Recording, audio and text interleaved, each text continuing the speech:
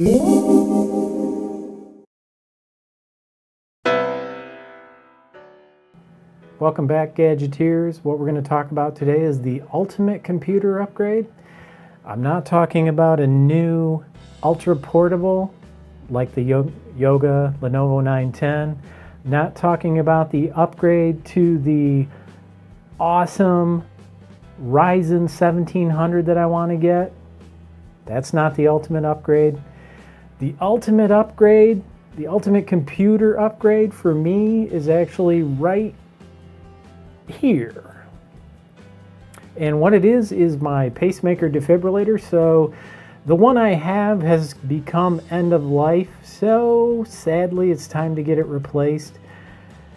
If only the human body were modular and you could like plug in pieces and unplug them, because unfortunately the only way to get this one out and get the new one in is to make a big cut in your chest and take the old one out and slide the new one inside the muscle and sew it up. But before they sew it up, they've got to test it.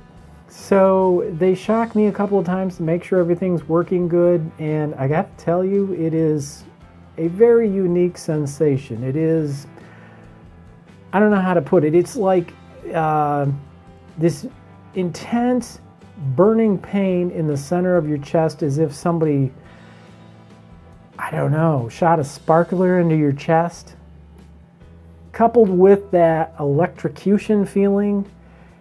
It's so painful and it's so intense, but it only lasts a millisecond, a split second, and when it's gone, it's completely gone. There is no residual pain or anything like that. But luckily, I've never been shocked in real life, so the device hasn't had to be used in that way, but it has been used as a pacing device about 20% of the time. So it is fairly important, because in my family, sudden cardiac death is a thing.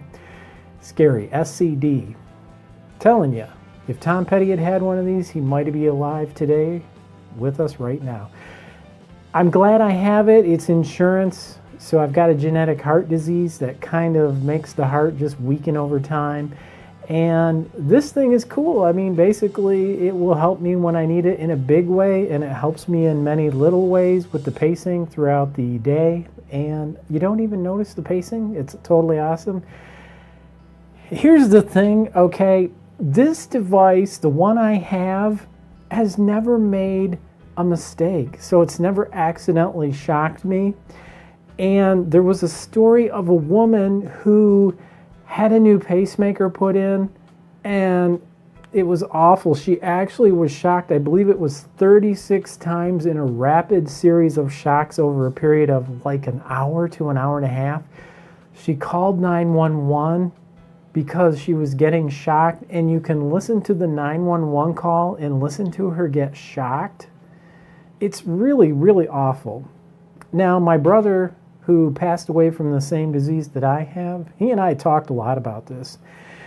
He had been shocked many, many, many times, and he said it was completely disruptive. He knew it was saving his life, but at the same time, it's really, really something to have to go through, and I have to agree with him, having experienced it myself. So, you know, my gut reaction is, the one I have in my chest now is like Windows 7. It's tried and true, and it works really well.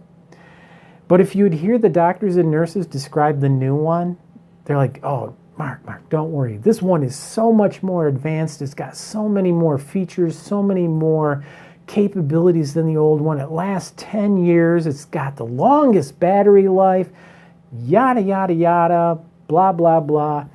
And I hear all that and I think, God, this sounds like Windows 10, like a commercial for Windows 10 or a MacBook.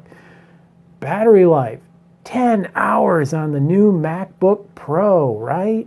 All these new features like the touch bar, it's really cool. And I think back to Windows 10 and I think how many problems that it has. And I'm thinking, do I really want this new one? So I asked if I could have the one I already have if I could just get a new version of that. No, insurance won't cover that. They won't give me the one that works perfectly for me. Unfortunately, I have to have the new one. So it's going to be an experience. And unfortunately, I don't know what kind of experience until it happens now. I'm not concerned that I'm going to die or anything like that. I've had it done before. It's very routine. But unfortunately, after they cut my chest open, it's going to be about a week to a week and a half for me to heal up. So you're not going to hear from me.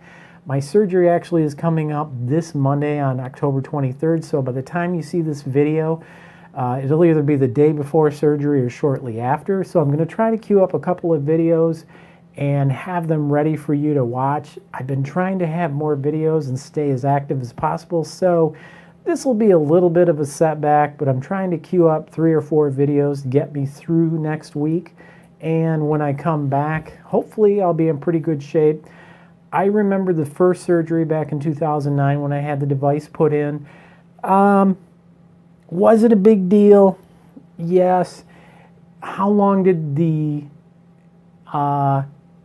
pain and the convalescence last? I would say the hardest part was the first 3 days. After a week, I was doing okay. After 2 weeks, I was getting around again. So hopefully it won't be too awful long before you hear back from me again, but I just wanted to let you know what was going on, and hopefully I'm at least getting an i9 or a Ryzen 1700 in this baby. And why can't they put a keyboard port in, or better yet, Bluetooth for a keyboard and a mouse? And how could we do a monitor? Maybe Wi-Fi, something like that, so that I could actually use this computer. Then again, the battery would go dead. And besides which, I really don't want this computer to blue screen on me, right? If I make it do too many things. Anyway, I'm looking forward to getting this surgery over with. I'm back on my feet with my surgery, with my leg, feeling pretty good. The good news is I won't have to have another device for 10 years, provided this one doesn't go Windows 10 on me. We're gonna see. I'll keep you updated, let you know all the exciting details when I get back. Until then, thank you for watching, and I'll see you next time on Fast Gadgets.